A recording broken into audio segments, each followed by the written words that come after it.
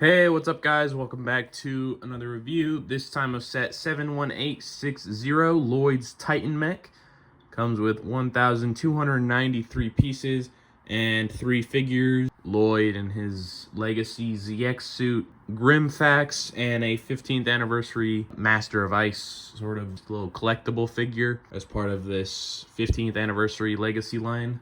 And I am very, very excited for this one. I've loved the sort of Titan Mech, not really a subline, but just like Zane got one with the first line of Legacy 5-6 years ago now. And then, Cole's Titan Mech is still one of my favorites, definitely my favorite of the mechs. And then now this one not only looks obviously absolutely like a beautiful model, but like Lloyd's my favorite of the Ninja, so that's especially cool to get this set.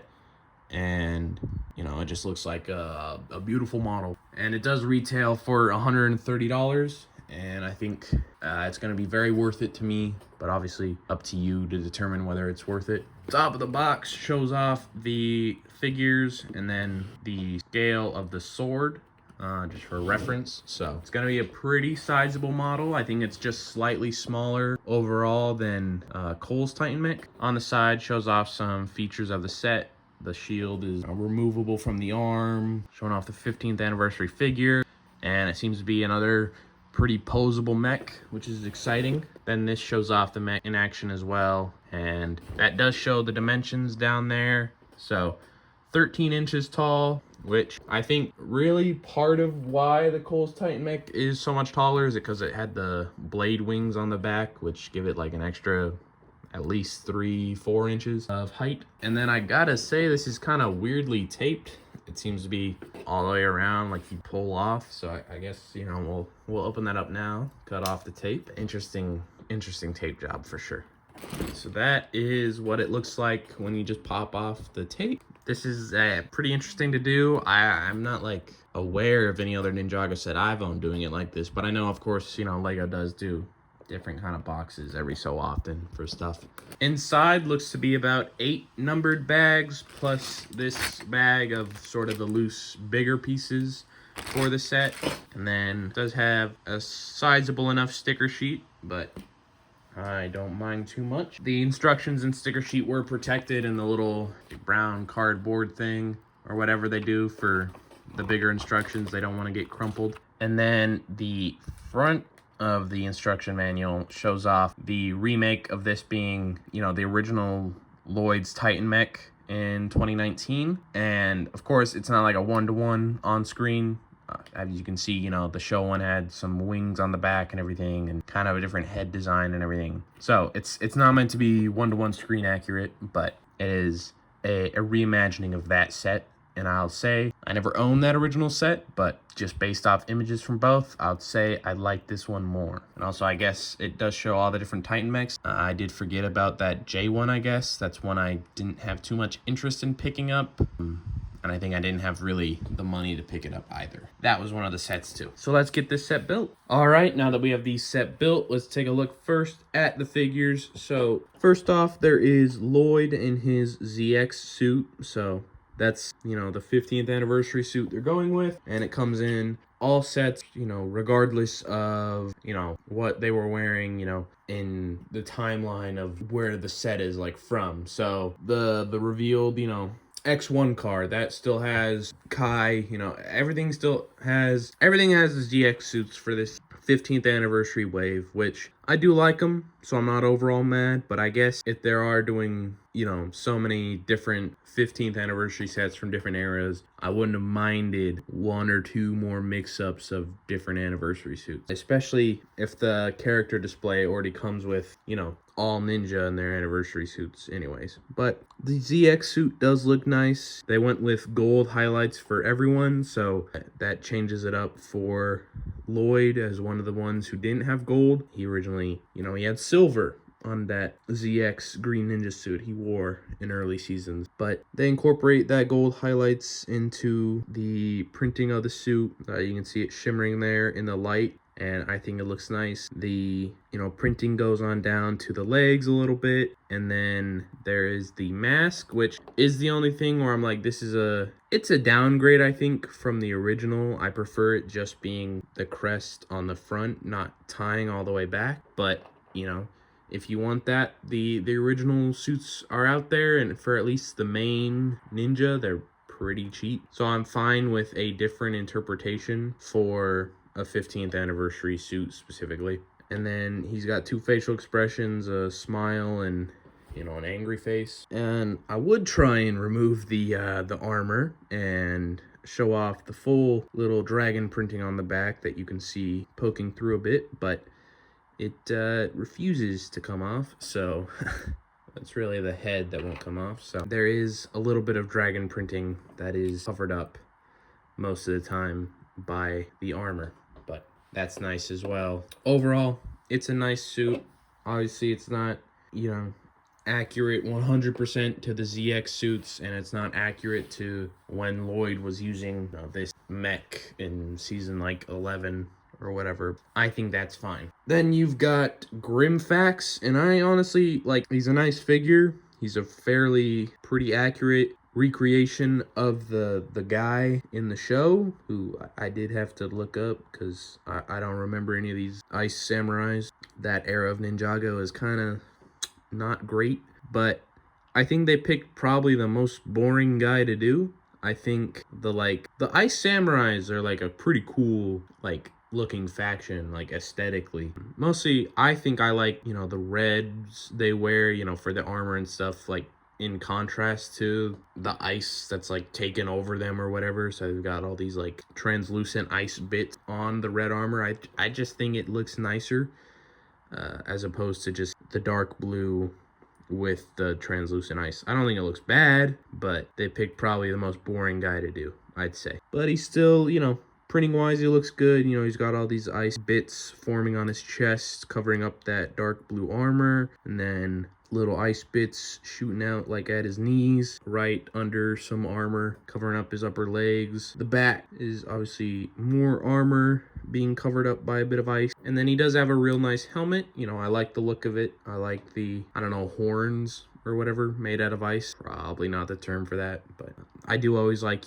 translucent Lego pieces. Then he's got two facial expressions, an angry one and a evil smile. And he's got the little ice axe as well. Overall, not a bad figure by any means, but I do think they picked probably, again, the most boring ice samurai guy to recreate. And their General Vex or whatever, or just a regular samurai guy with some red armor would have been my personal preference for if you were doing an ice samurai for this set. Then lastly, you've got the 15th anniversary Master of Ice. He looks very good, pretty simple, just the blue robes, little big white belt going through, and a little white cloth holding up a little medallion or whatever with the white gloves. And then all that detailing just continues on the back with a bit of light printing for the cloth. And then he does have two facial expressions, angry and a smile, and then a little icicle piece to show that he's the Master of Ice. And then they've got the 15th anniversary character stand, which seems intended to combine with other 15th anniversaries. So I've got the one from the blacksmith here, you just pop them in, and then there you go. And then you've got, the 5 other collectible figures eventually at some point, and then you line them all up in a row, and you can have them as a little separate display from the sets themselves, which you might obviously not all keep together. But moving on to the part of the set that I really care about, the mech itself, the main draw for me, at least personally. Cool and nice as the figures are, this one is just, it's another behemoth. It's a Titan mech, so it's meant to be. But honestly, much as I definitely see people talk about fatigue over lots of mechs, for example, in Ninjago, I don't think I'm gonna be sick of them for at least a little bit. I still think, aesthetically, They mix them up plenty, you know, from ninja to ninja, and even between the ninjas, different mechs, you know, like this doesn't look anything like Lloyd's jet mech, you know, which I recently picked up as well. And two of Kai's mechs don't look anything similar. So I think they all look really nice. I think this one looks fantastic. I would say this is probably my favorite, but admittedly, Cole's Titan mech is still pretty damn cool. So it is a bit of a toss-up between the two, but both are pretty fantastic. So actually, getting into it, he's got some nice sticker detailing there for some little banners on the chest. He's got these big shoulder pads where they're connected and they are posable, so you can get them up and down, you know. Mostly I think that's, you can facilitate the arm movement underneath, but I really like the look of that, you know. I like the big armory shoulder pads. He's got a really nice design for the head. Real fun piece usage. He uses, as you can see, a little golden frog upside down for the bottom of that. But the cockpit is pretty simple. You're meant to slot his swords in there, so he's not having those in his holster while he's sitting, and then it's just a place to sit, and some control panels on either side as well. And then you got these sword pieces here forming the chest. I think that looks really nice. I mean, it's not like crazy or anything, but I like the look of it.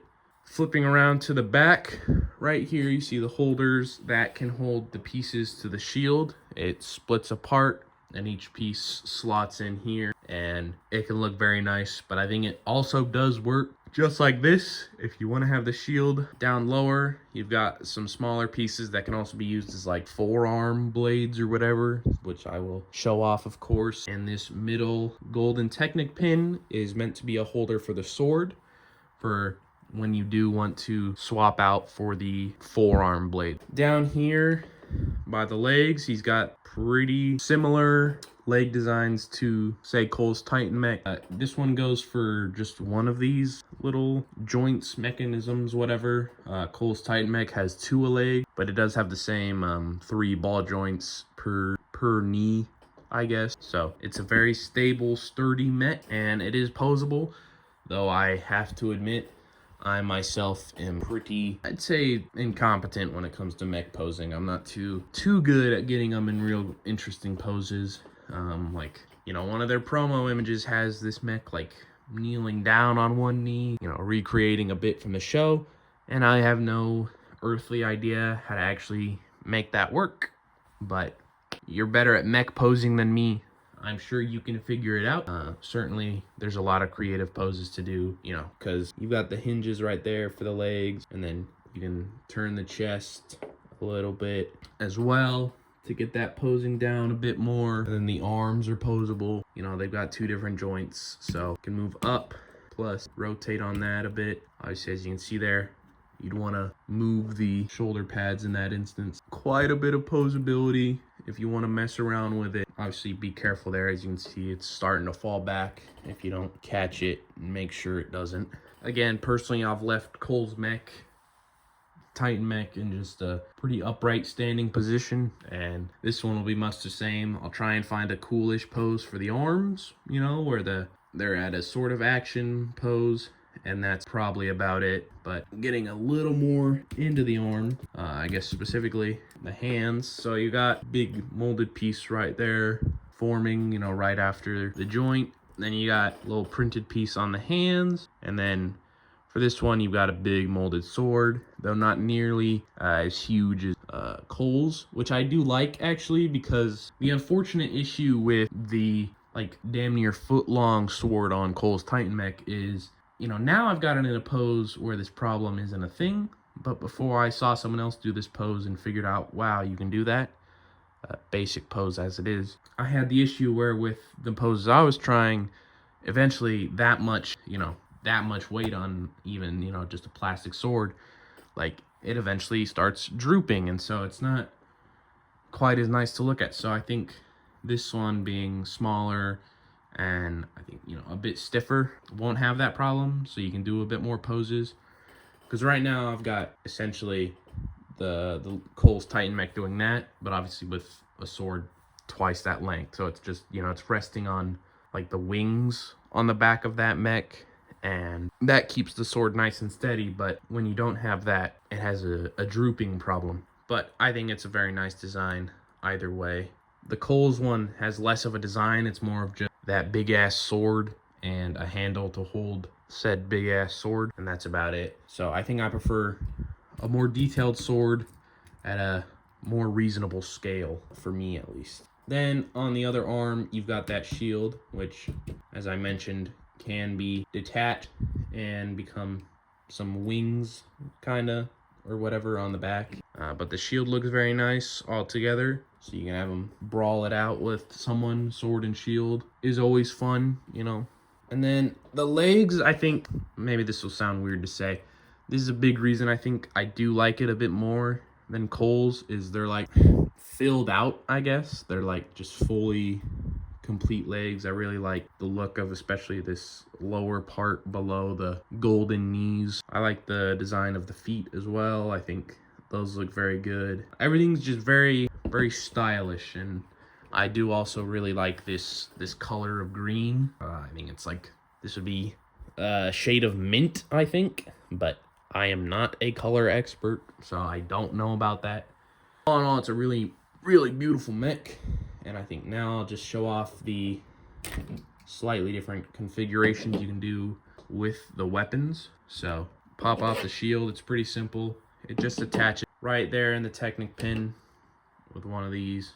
So, and then it's very easy, split apart. It's only held by 2 Technic pieces, which is still enough to make it sturdy, but not enough to make it impossible to get off. Then the sword is held in there by 1 Technic pin. So you got all that off. Flip it around, reattach the pieces. Obviously, pretty simple to see which one goes where, right? And then those are all good and attached. And then you just pull off those, pretty simple. And then you get the sword in there like so, and you can rotate it around. So it's like that or like that, you know, whichever way you'd prefer. But then that's on pretty solidly. Flip it back around. Now you see how it looks with those pieces, you know, acting as just shoulder pieces, wings, whatever you want to call them, instead of a shield. Either way looks very nice. I don't know if I have much of a preference for which one I like more. They're both very nice looking. And then these pieces slot in right on the hand, right in the available Technic pin right there. So I guess forearm blades is wrong. They are being held in the hands of the mech, not on the forearms of it. But then you've got those, and you know, that is another way to have your mech. Have the blade and the shield on the back, and have smaller blades in the hands instead. I'll say this is the first time I've actually done it this way, and I think I would say I do prefer the big sword and shield, or maybe at least the sword. I think I could go either way between having the shield or having the wing pieces, whatever on the back. I think both look good, so it is a tough call on that, but I think I'd take the sword over the little blades. And now real quickly, before I end this review off, I thought it worthwhile that if you have Cole's Titan mech, then you can see how they compare. So probably the best way to do that is try and get them back to back, obviously close as you can get. So as you can see, Cole's Titan mech, you know, has the big shoulders and everything that will give it a bit more height, like even disregarding that obviously the blades give it a huge advantage, but more or less they're about even. I think, I mean, really comparing, you can see it's a little hard to tell, but I think looking at it in person, like comparing head to head, not, you know, shoulder height or the height of the blades, I think Lloyd's is slightly taller, like both heads sort of even, like discounting it also has some longer blades giving it reach. Just taking both of those away, so that includes, you know, taking away the one for Lloyd, I think the mech is slightly taller on that angle, but then in terms of shoulders are higher on Cole's than on Lloyd's, and then the blades give it a huge technical height advantage of like 6 inches or something. But they are about the same size mechs, and obviously I think Lloyd's has like 200 more pieces, which I think is going into those little blades, which go on the back as well, plus these bigger pieces for the shield. And then, like I said, the legs are a bit more filled out and I think fully covered up, which isn't something the Kohl's one has. But overall, two very beautiful mechs. I'm a big fan of the Titan mechs. You know, I got Zane's as well. That's another fantastic model. And I think they are all definitely worth picking up if you're a fan of mechs, which I get for some people. There is a fatigue there, and that is understandable. But for me, I'm not really tired of it, and I'm excited for the rumored twin Titan mechs coming out this summer for 140 bucks. I think those will probably look like a couple of more fantastic models, even if they're absolutely going to be smaller individually than either of these behemoths. Nothing wrong with that. Plenty of cooler mechs that are not quite as big, though I think these are the coolest. But that is all I have for this one. If you enjoyed the video and you want to see more LEGO content, make sure to leave a like, subscribe, do all that, and I'll see you in the next one.